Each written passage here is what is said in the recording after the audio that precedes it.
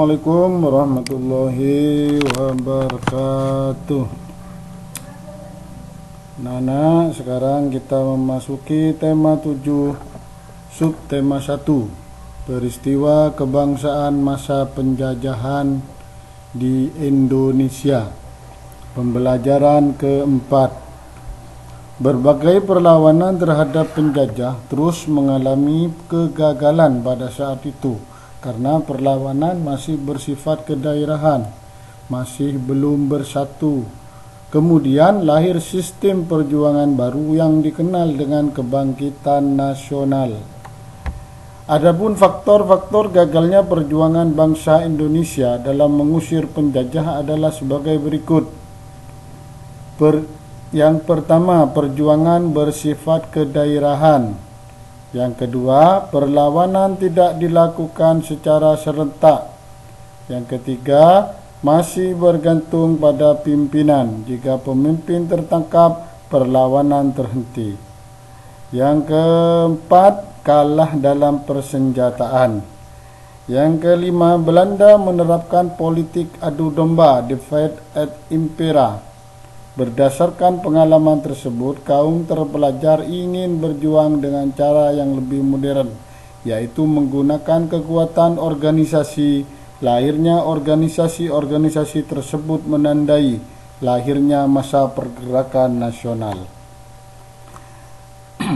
Perkembangan pergerakan nasional Indonesia pada masa radikal.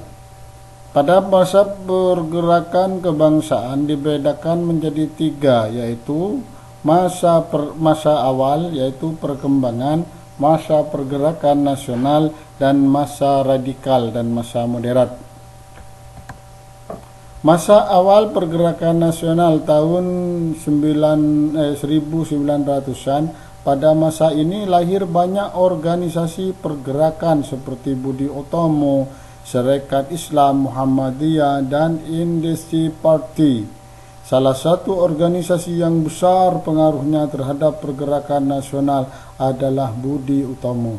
Pada hari Minggu tanggal 20 Mei 1908, Sutomo beserta kawan-kawannya berkumpul di Jakarta. Mereka sepakat mendirikan Budi Utomo, yang berarti usaha mulia, karena sebagai organisasi modern yang pertama kali muncul di Indonesia, pemerintah RI menetapkan tanggal berdirinya Budi Utomo diperingati sebagai Hari Kebangkitan Nasional. Masa awal radikal pada tahun 1920-an sampai 1927-an, perjuangan bangsa Indonesia melawan penjajah pada abad ke-20 disebut masa radikal karena pergerakan-pergerakan nasional pada masa ini bersifat radikal, keras terhadap pemerintah Hindia Belanda pada saat itu. Mereka menggunakan asas non-kooperatif, tidak mau bekerja sama. Organisasi-organisasi yang bersifat radikal adalah Perhimpunan Indonesia, Partai Komunis Indonesia, Nahdlatul Ulama, dan Partai Nasional Indonesia. Pada masa moderat tahun 1930, sejak tahun 1930, organisasi-organisasi pergerakan Indonesia mengubah taktik perjuangannya. Mereka menggunakan taktik kooperatif, bersedia bekerja sama dengan pemerintah Hindia Belanda. Organisasi-organisasi yang bersifat berhaluan modern antara lain Partindo 1930, PNI Baru, Partai Rakyat Indonesia Raya, Gerakan Rakyat Indonesia, Gerindra, dan Gabungan Politik Indonesia. Selain organisasi-organisasi di atas, masih banyak organisasi kepemudaan dan keagamaan lainnya yang ada dalam dan berkembang pada masa itu, antara lain Pergerakan Tarbiyah Islamiyah, PERTI, Majelis Islam A'la Indonesia, MIAI, Joint Islamic Bond Sumatera, Tawalibin yang lahir di Minangkabau, Persatuan Pemuda Kristen, dan Persatuan Pemuda Katolik. Nah, anak-anak, ini dikerjakan ya, halaman 46 dan 47, jangan lupa ya. Oke, kita lanjutkan.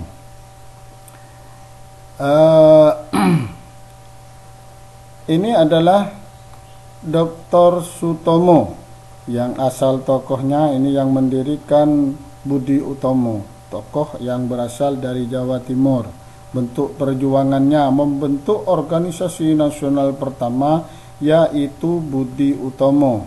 Dampak perjuangan terhadap pergerakan nasional, pendiri Budi Utomo melahirkan semangat pergerakan nasional yang bisa mengusir penjajah. Oke, ini semboyannya. Saya yakin bahwa nasib tanah air di masa depan terletak di tangan kita. Nah, munculnya rasa kebangsaan Indonesia berasal dari keinginan kuat rakyat Indonesia untuk merdeka dan berdaulat. Sejak abad ke-19 mulai muncul benih-benih rasa kebangsaan atau nasionalisme bagi bangsa-bangsa di Asia dan Afrika, khususnya Indonesia. Banyak faktor yang memicu munculnya rasa kebangsaan di Indonesia. Salah satunya kenangan kejayaan masa lalu. Kenangan kejayaan masa lalu khususnya pada jaya kejayaan Majapahit dan Sriwijaya, serta kebesaran kerajaan-kerajaan Islam pada masa Majapahit. Kerajaan itu mampu mengusir seluruh Nusantara. Adapun pada masa Sriwijaya, kerajaan mampu berkuasa di lautan karena pasukan maritimnya kuat. Nah, faktor internal yang bisa tumbuh rasa kebangsaan, patriotisme bangsa Indonesia. Faktor internal, faktor dari dalam, kenangan kejayaan pada masa kerajaan, perilaku Belanda yang menyengsarakan rakyat Indonesia sehingga menimbulkan rasa senasib seperjuangan rasa Indonesia. Lahirnya kaum terpelajar, lahirnya kelompok terpelajar Islam, lahir dan munculnya semangat persamaan derajat pada masyarakat Indonesia. Faktor eksternal itu faktor dari luar. Perkembangan nasionalisme di berbagai negara seperti pergerakan kebangsaan India, adanya politik etis dari Belanda, peristiwa Perang Dunia I menyadarkan kaum terpelajar mengenai penentuan nasib bangsanya sendiri. Munculnya dorongan untuk melawan penjajah karena perbedaan ideologi, kemenangan Jepang atas Rusia. Itu faktor-faktor yang menumbuhkan rasa patriotisme kebangsaan bangsa Indonesia. Nah, perkembangan masyarakat Indonesia pada masa munculnya kebangsaan terjadi di berbagai bidang, di antaranya sebagai berikut: bidang pendidikan. Perkembangan pendidikan menyebabkan munculnya para cendekiawan, baik hasil dari pendidikan Barat maupun pendidikan di Indonesia. Para cendekiawan ini menjadi pelopor dan pemimpin munculnya organisasi pelajar dan mahasiswa untuk melawan penjajah seperti Dr. Sutomo dan organisasi Budi Utomo. Bidang ekonomi, ada upaya untuk penghapusan eksploitasi ekonomi asing. Tujuannya untuk membentuk masyarakat yang bebas dari kesengsaraan dan kemelaratan serta meningkatkan taraf hidup bangsa Indonesia. Bidang sosial dan budaya, melakukan pembentukan identitas seperti penggunaan nama Indonesia untuk menyebut negara kita. Hal ini diawali oleh J.R. Logan pada tahun 1850 dan istilahnya Indonesia makin populer sejak Sumpah Pemuda 28 Oktober 1928. Ada upaya untuk melindungi, memperbaiki dan mengembangkan budaya bangsa Indonesia yang hampir punah karena masuknya budaya asing sejalan dengan masuknya penjajah di Indonesia. Bidang politik, banyak muncul organisasi-organisasi pergerakan yang menyuarakan aspirasi masyarakat pribumi yang telah hidup dan dalam penindasan. Penjajah mereka ingin menghancurkan kekuasaan kolonial di Indonesia. Mulai muncul paham-paham baru seperti nasionalisme, liberalisme, sosialisme, demokrasi, dan Pancasilaisme. Semangat nasionalisme pada masa ini digunakan sebagai paham atau ideologi bagi organisasi pergerakan. Salah satunya Partai Nasional Indonesia yang diketuai oleh Insinyur Soekarno. Nah, ini adalah pengaruh perkembangan dan keadaan pada masa munculnya kebangsaan terhadap kehidupan masa kemerdekaan hingga sekarang di bidang pendidikan. Perkembangan pendidikan di masa sekarang menjadi pelopor munculnya para cendekiawan dan para ahli berbagai bidang. Pengaruh munculnya rasa kebangsaan terhadap kehidupan masa kemerdekaan hingga sekarang di bidang ekonomi. Muncul usaha untuk meningkatkan produksi usaha dalam negeri Tujuannya untuk membentuk masyarakat yang produktif dan mandiri, serta meningkatkan taraf hidup bangsa Indonesia.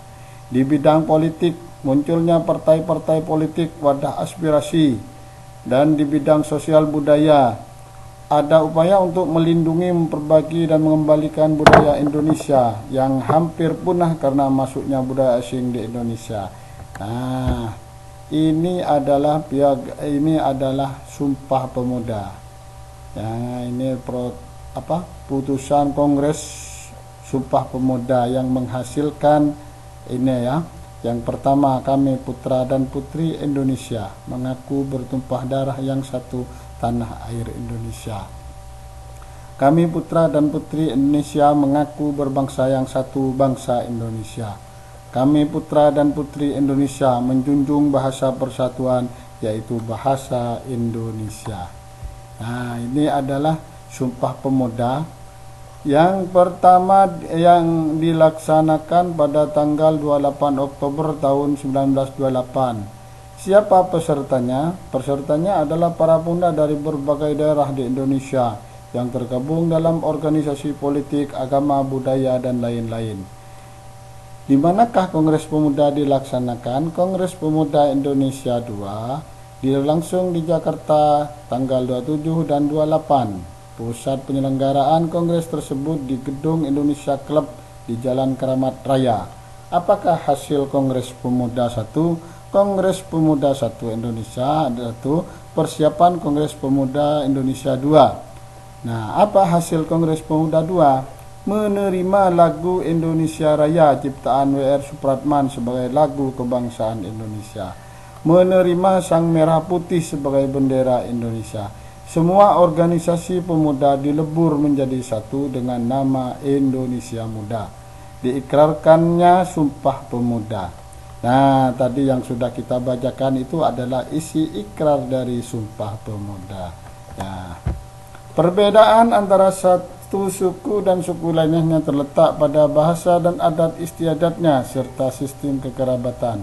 Yang pertama, adat istiadat. Setiap suku bangsa pasti memiliki adat istiadat tertentu, meliputi upacara adat, kebiasaan-kebiasaan lain. Kebiasaan-kebiasaan tersebut sudah dijalankan secara turun-temurun dalam suatu suku. Contohnya upacara pembakaran, yaitu ngaben di Bali, dan lain-lainnya. Perbedaan adat istiadat menunjukkan perbedaan kebudayaan yang tampak dari pola perilaku atau gaya hidup. Pola perilaku orang Batak yang suka bicara terus terang sehingga terkesan tegas dan keras sangat berbeda dengan pola perilaku orang Jawa Tengah, khususnya Solo dan Jogja, yang suka berhati-hati penuh dengan sindiran secara halus. Bahasa daerah. Tiap suku bangsa biasanya memiliki bahasa daerah tertentu. Sebagai contoh, suku Jawa memakai bahasa Jawa dalam melakukan percakapan sehari-hari. Suku-suku bangsa-bangsa lain pun menggunakan bahasa daerahnya masing-masing. Sistem kekerabatan. Sistem kekerabatan merupakan sistem keturunan yang dianut oleh suku bangsa tertentu berdasarkan garis ayah, garis ibu, atau kedua-keduanya. Nah, ini juga dikerjakan ya anak-anak ya. Unsur pembeda suku bangsa. Nah, ya, di sini dikerjakan. Saya juga mungkin sudah cukup untuk pembelajaran hari ini.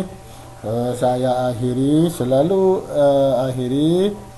sabar, selalu ceria, sabar dan semangat. Akhirul kalam. Assalamualaikum warahmatullahi wabarakatuh.